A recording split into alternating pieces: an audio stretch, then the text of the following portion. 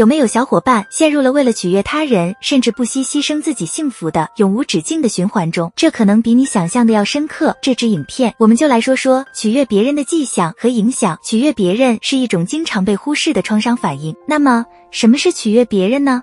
心理治疗师、创伤后应激障碍专家皮特·沃克将取悦别人定义为一种在人际交往中创造安全感的不良反应，包括一个人满足他人的期望、需求和欲望，而忽视自己的需求，以避免冲突或伤害。但是，传说中的取悦别人是如何发挥作用的呢？它是战斗、逃跑、僵住以及取悦这4种恐惧反应中的一种。它可能因为童年创伤、家庭暴力、欺凌、种族主义、绑架、战争、囚禁、邪教而引发的。然而，如果我们的神经系统由于早期或持续的创伤而失调，就可能陷入了取悦模式。那么，有哪些警告信号表明过度友好行为可能是源于取悦别人呢？我们一起来看看吧。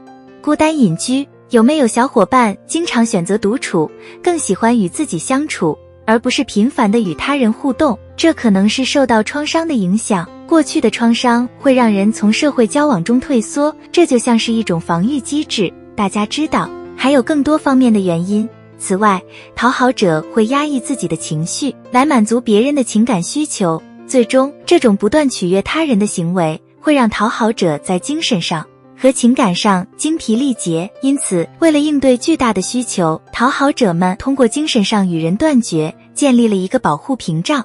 息事宁人，讨好者通常会竭尽全力取悦他人，避免潜在的冲突，而且往往害怕说或做一些可能会让他人不爽的事情。这种行为与设定高标准和追求完美密切相关，因为讨好者担心任何错误或分歧都可能导致失去他们关心的人。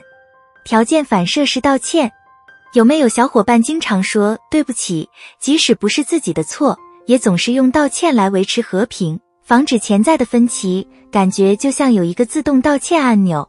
心理治疗师凯蒂·麦克纳表示，过度道歉是讨好者行为的共同特征。如果这支影片对您有帮助，请点赞并订阅以看到更多。帮人者的负担，会不会时不时发现自己会被别人的问题所困扰，但却很难接受别人的帮助？请别人帮助自己是不是成了一件很有挑战性的事？因为自己更愿意成为那个提供帮助的人。讨好会让一个人形成一种自力更生的模式，使其难以接受他人的帮助，并对接受支持感到不舒服。利他性忽视，讨好者经常考虑所有人的问题，却不考虑他们自己的问题。同样，他们经常强烈地想让别人开心，而在这个过程中可能会忽略自己的问题。你是不是优先考虑解决其他人的问题？你的善良和无私令人钦佩，但重要的是要记住，你的需求同样重要。完美理想主义，讨好者经常与完美主义做斗争，因为他们害怕失败，觉得自己每件事都要做得完美。可悲的是，当他们无法满足不切实际的期望时，这种对完美的追求会导致持续的压力和不快乐。当你不能让每个人都满意时，你是否总是感到难过？记住，你是普通人，不是超级英雄。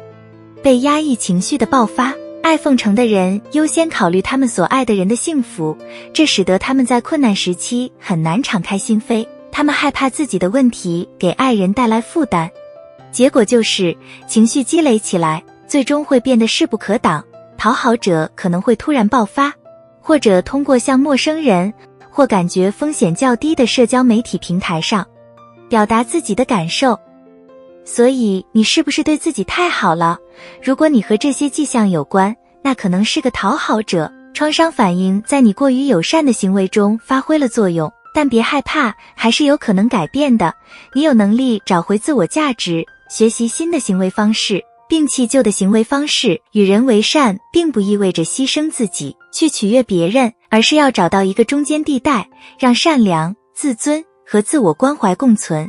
所以，如果有小伙伴觉得自己陷入了讨好模式，或者正在努力从创伤中恢复过来，可以向心理健康专家寻求帮助，可以在不忽视自己的前提下，友善地理解他人需求。如果想知道如何开始，这里的影片可能会帮助你获得更多的资源，大家可以在下面的描述栏中找到所有相关的研究。记住，你很特别，你的幸福很重要。你和哪些迹象有关？欢迎在下面评论区告诉我们。